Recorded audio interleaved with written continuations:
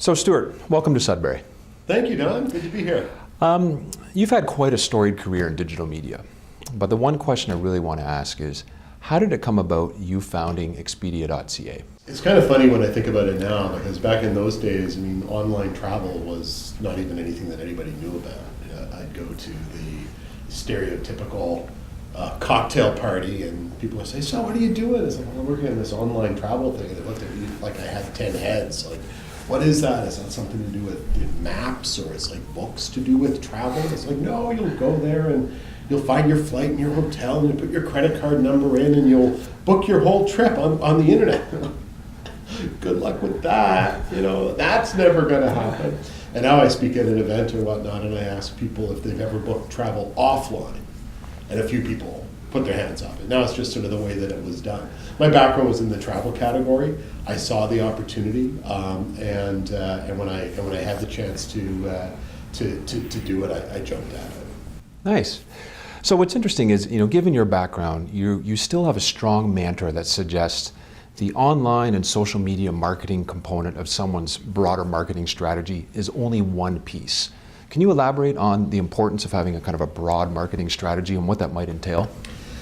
I think that people are looking for social media or for something to be the silver bullet, right? If I only do this thing, then I'm going to be able to do whatever really well. It's going to be easier. And unfortunately, there is no silver bullet. Marketing to me is profitably solving a customer problem. A lot of people say marketing, and what they really mean is promotion, or what they really mean is advertising.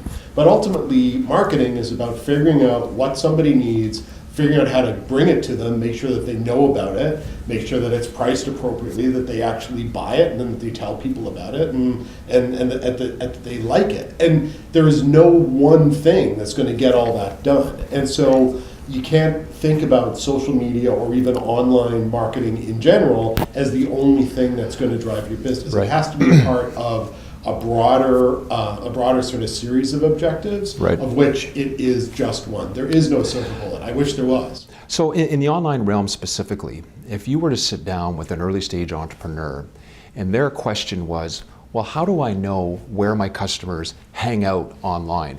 How do you coach them to figure out where they should be spending their time and effort specifically in the online realm?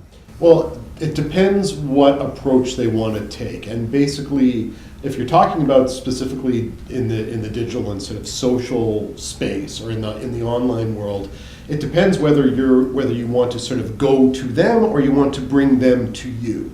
And so if you're looking to go to them, typically there are either groups that are formed online in different sort of social media channels, be it LinkedIn or people that follow a specific topic, or that they're aficionados of a specific thing, and they're going to a specific site that spends a lot of time talking about that. In most categories, in most industries, in most professions, or sort of among certain enthusiasts, there are go-to places. And so there isn't an easy way to do it other than just sort of poking around and seeing where these people tend to be. It's research that you've got to get in and sort of start to spend some time. But a lot of times people are active in a specific business, or they're sort of getting started in that because they have some sort of a history. A lot of people already have some of those starting points just because they've done it themselves anyway. Right, and so as you're describing, spending the time to figure out, where those customers are, it may suggest that for some businesses,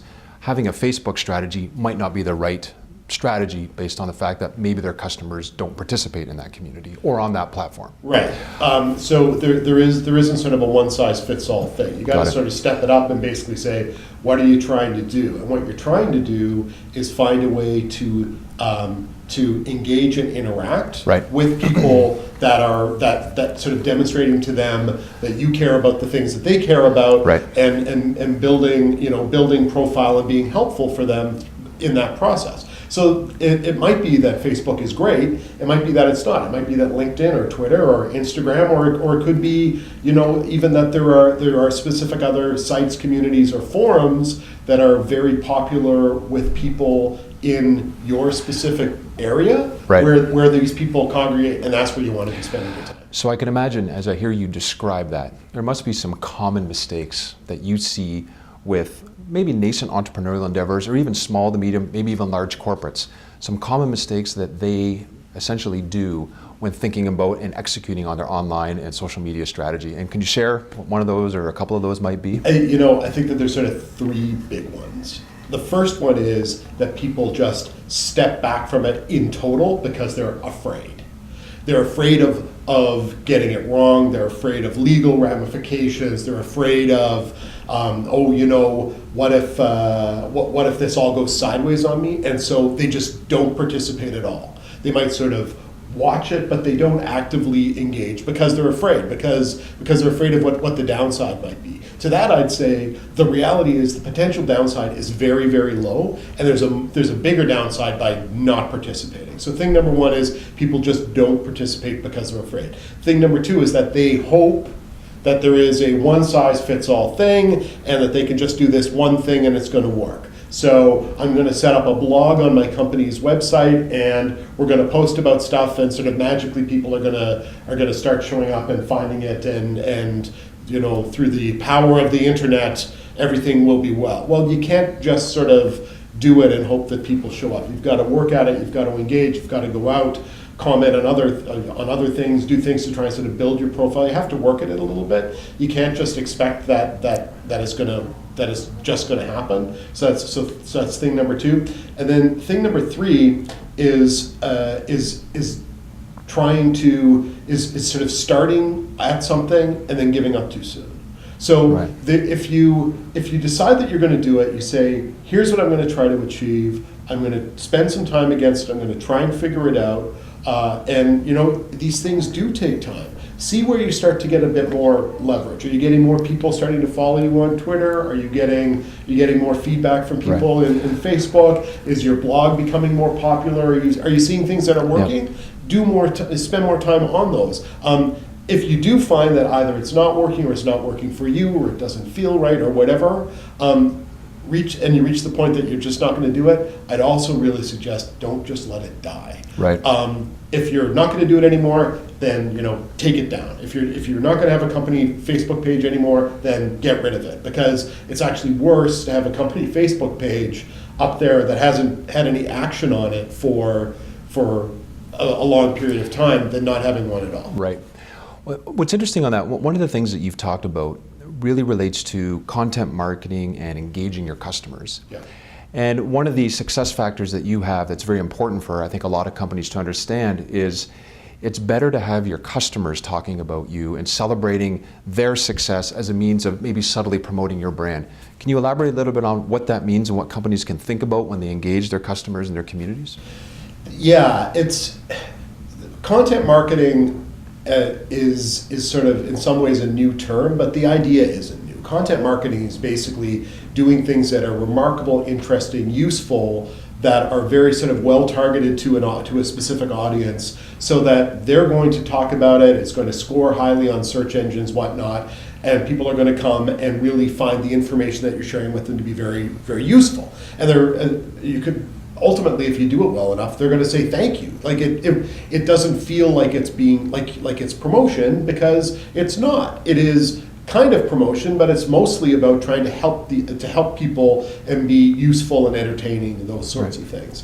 Another key way to sort of be useful and entertaining and not be overly promotional is letting other people speak for you, right? And so rather than an email that you would send out, if you have an email list of however many people it happens to be, email is great. You should absolutely do email newsletters. They're still the gift that keeps on giving. You should certainly do one. But rather than sort of sending something out that says, hey, we're awesome, or want to buy this thing, or we've got this, or we've done that, or whatnot, it's much more powerful to be able to sort of highlight what somebody else has been able to accomplish, and maybe they've been able to accomplish it because of what your product does. But basically, it's a lovely sort of way of both acknowledging somebody else's success and being able to sort of demonstrate that you've got a product that has good value, but is sort of less on the nose salesy for people that they're gonna just sort of turn off and not want to hear about it. Right. People love to hear success stories, and they love to hear people that are doing interesting things and businesses that are succeeding. And so much the better if the businesses that are succeeding or the people that are succeeding just happen to be your customer. Right. And aren't they also going to be happy for the fact that you've given them that exposure? Right, right. Stuart, great insight. We appreciate your time. Thanks, Don.